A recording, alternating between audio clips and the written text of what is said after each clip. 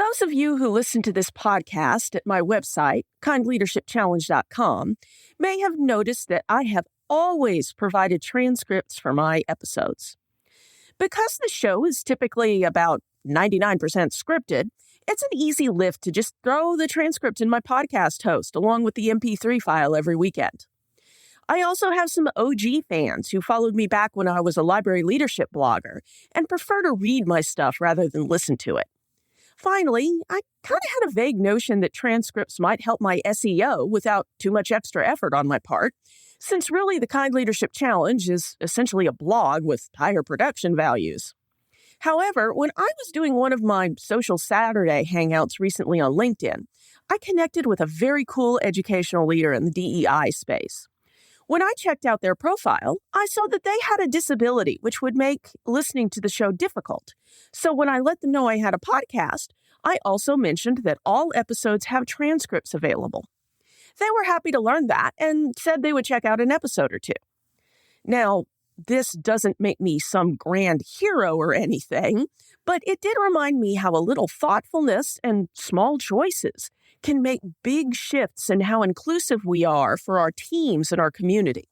So how can kind leaders identify those small opportunities that can provide a big impact to your culture and vision? That's what we'll be discussing today. Welcome to the Kind Leadership Challenge, where every Monday morning I teach you how to heal your school or library in the next 10 minutes. I'm Dr. Sarah Clark, founder of the Kind Leadership Guild, where I use my PhD in higher ed leadership and nearly 2 decades of experience in academic libraries to advise a growing community of educational leaders who want to build a better world without burning out. Kind leaders make the tough decisions without becoming jerks. We plan effective systems that help us get the job done with less money and effort. And we have learned that once we stop controlling and start collaborating, any vision becomes possible. To be clear, kind leadership's pretty simple, but it's rarely easy. So if you're up for a challenge, stick around to learn how to create a legacy that will strengthen your community long after you're gone. Like many things in life, the best way to make your leadership practice more inclusive is to simply pay more attention to what's going on.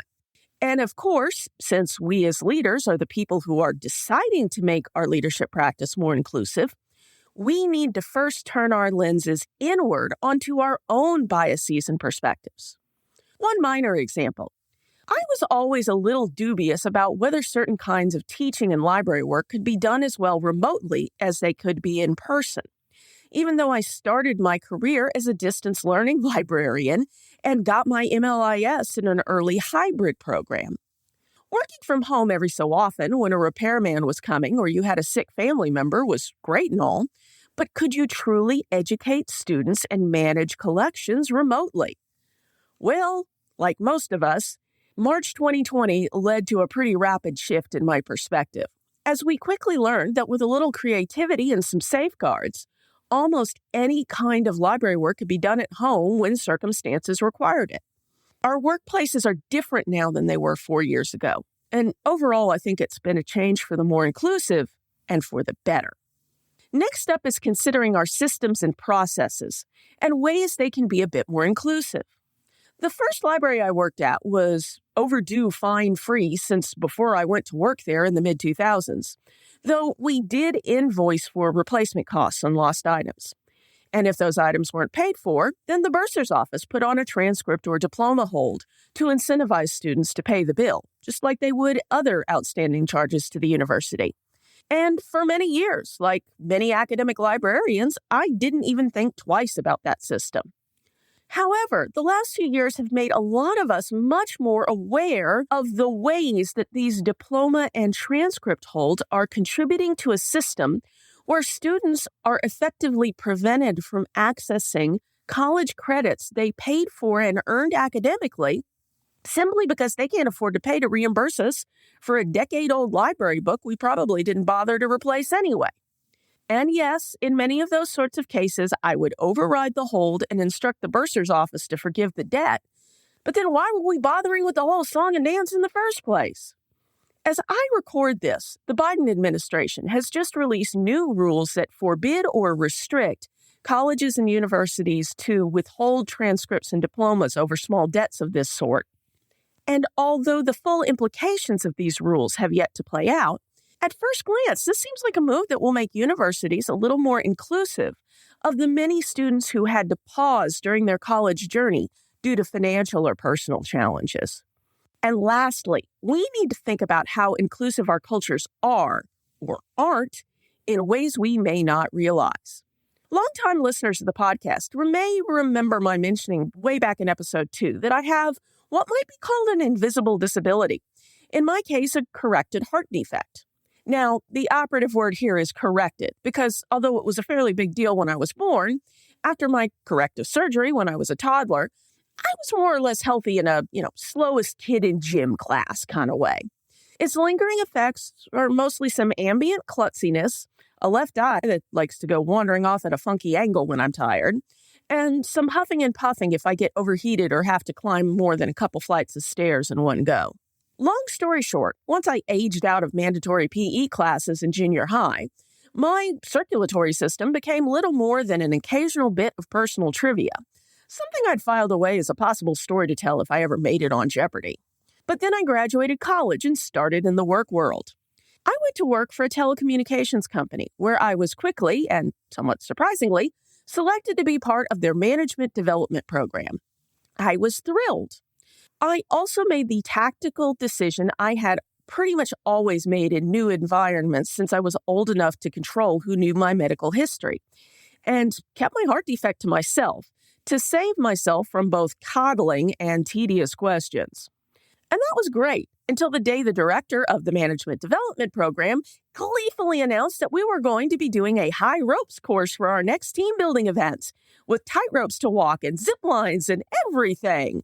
Well, given that I figured it would take about 45 seconds for anyone to figure out my utter lack of coordination and get curious about why I was such a klutz, let's just say the sales rep I worked for suddenly developed a pressing deadline for a key customer and I wouldn't be able to make the ropes course. Sorry.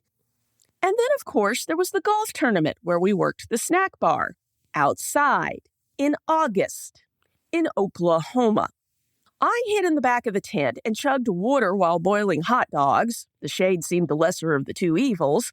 And then at the end of the day, barely hiding the fact that I was on the edge of collapse, I begged off of post-tournament networking to go drive to Sonic and down a Route 44 iced tea and calm down my heat exhaustion. Both incidents probably prevented me from some valuable networking opportunities, but at that point, they'd made it clear that corporate America circa 2000 wasn't meant to include somebody like me anyway. I suppose I could have made a fuss, but I was too young and my career too fragile to do so. And I know there was no ill intent on the part of the person who ran the management training program. But you'd better believe I took away some leadership lessons that weren't on the curriculum of that fancy corporate program. To this day, I never so much as take a student up a flight of stairs without asking if they'd prefer the elevator. Generally, they look at me like I'm from Mars, but that's okay. They're not who I asked that question for. I hope I've given you some examples and ideas of ways in which we can be accidentally exclusionary as leaders, and how we can think through our perspectives, our systems, and our cultures to identify ways to make our workplaces more welcoming and equitable. Which, as always, leads me to this week's challenge. I want you to whip out your next steps checklist, which you can get at kindleadershipchallenge.com/next, and do an inclusivity audit. Where in those 3 areas I've explored here can you find opportunities to make your organization more inclusive? And how can you take action? I really hope you share your discoveries, either in the Kind Leadership Guild group chat if you're a guild member, or on my LinkedIn page at kindleadershipchallenge.com/LinkedIn. Thanks as always for listening to the Kind Leadership Challenge and for growing humanely, managing effectively, and creating collaboratively in your own organization. And if you know someone who might find this episode helpful, hit share in your podcast app or just send them over to kindleadershipchallenge.com/94. Never doubt that day by day you're building a better world, even if you can't see it yet. So until next time, stay kind now.